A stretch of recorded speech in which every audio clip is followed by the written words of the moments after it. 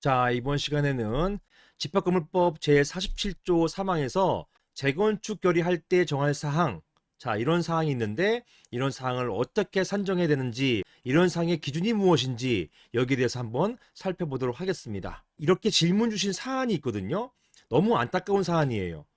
자, 항상 재건축 하시다가 이런 집합건물 재건축은 생소한 분야입니다. 그러다 보니까 이 전문가의 자문이 필요하고 이런 사항에 대해서 특히 보시는 것처럼 집합건물법 제47조 3항에 이런 재건축 결의할 때 정할 사항 이런 것들은 법문에 규정이 없어요. 그러다 보니까 관련된 판결들 그 다음에 사례들 이런 것들 종합해가지고 철저하게 자문을 받으신 다음에 이렇게 진행하셔야 되는데 이게 대부분 초기 자금, 비용을 조금 아끼시려고 하다 보니까 조금 안다고 하시는 분 또는 아파트 재건축 같은 도시정비법상 재건축 하시던 분 이런 공공재건축 하시던 분의 어떤 자문 받아가지고 진행하시다가 이게 문제가 생기는 거예요. 집합건물 재건축은 도시정비법이나 가로주택정비법이나 지역주택조합법하고는 다르단 말입니다. 이런 것들은 공공재건축이고 이런 상가 오피스, 오피스텔 재건축 같은 이런 민간 재건축은 다르기 때문에 조금 달리 봐야 돼요. 이 달리 보는 부분이 있거든요. 자, 이런 것들은 사실은 판례를 중심으로 해가지고 판례와 사례 중심으로 해서 하셔야 되는데 이렇게 하지 않고 있다가 나중에 매도 소송이나 명도 소송 여기에서 문제가 발생하고요. 종전의 재건축 결의가 잘못됐다라고 해가지고 무효 선언이 나버리면 이게 1년 이상 준비해왔던 재건축이 다 뒤집어집니다. 자, 이래서 큰일 나는 경우가 정말 자주 있거든요. 이것 때문에 이런 재건축을 하기 위해서 적어도 상가, 오피스, 오피스텔 이런 아파트나 주택을 제외한 이런 집합 건물에 대한 재건축을 하겠다라고 하신다면 사전에 자문을 잘 받으셔야 돼요. 철저한 자문을 받으셔가지고 이런 전제하에서 진행하셔야지 급하다고 또는 비용을 조금 아껴서 이렇게 진행하시다가 오히려 더 큰 손해를 입게 되는 경우가 종종 있습니다. 이 사안 같은 경우는 사실은 저에게 거의 일주일 간격으로 전혀 다른 현장 두 군데에서 판결이 내려졌어요. 그것도 패소 판결을 내렸던 사안입니다. 이렇게 패소 판결을 들고 오시면 이걸 뒤집고 다시 수정하기가 굉장히 어려워요.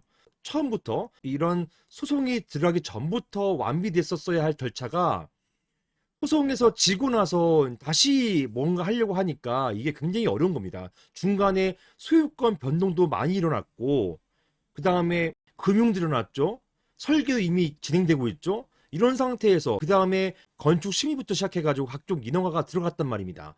인허가 신청된 상태에서 재건축 결의가 무효라고 판단돼 버리니까 이게 큰일 나는 거예요. 이게 결론적으로 살릴 수는 있지만 굉장히 힘들어요.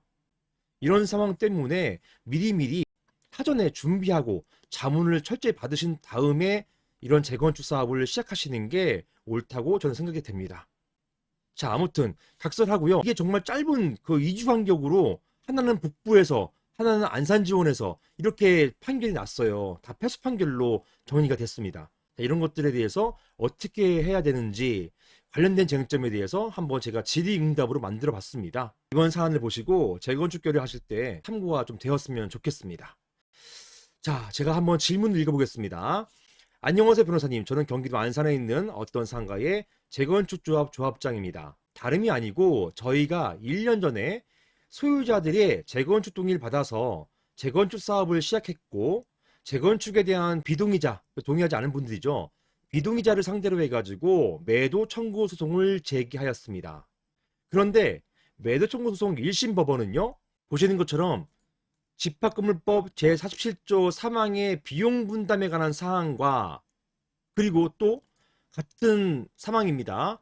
소유권 귀속에 관한 사항이 구체적으로 정해져 있다고 인정하기 어렵다라고 하면서 저희 조합이 제기한 소를 기각했습니다. 즉 재건축 결의가 무효라고 본 거예요.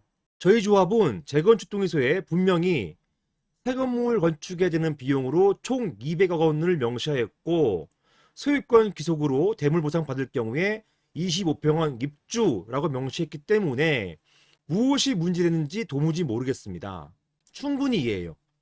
법원은 구체적으로 정해졌다고 인정하기 어렵다 이렇게 판단할 뿐이지 어떻게 해야지 구체적인지에 대해서 설명하고 있지 않아요.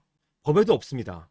그러다 보니까 구체적으로 정해서 인정한 사례들을 모아서 이 정도는 해야 된다라고 할 수밖에 없는 거예요. 그러니까 이런 걸 모르셨으니까 결국은 이 정도만 설명하면 되는 거다라고 했는데 이거는 법원이 볼 때 부족해. 이거는 안 돼. 이렇게 본 거예요. 저희 전체 세대가 20세대인데 25평은 16세대만 건축하기로 되어 있어서 법원은 이것이 문제로 갑니다. 이제 어떻게 해야 하는 것인가요? 이런 질문을 이제 주셨습니다.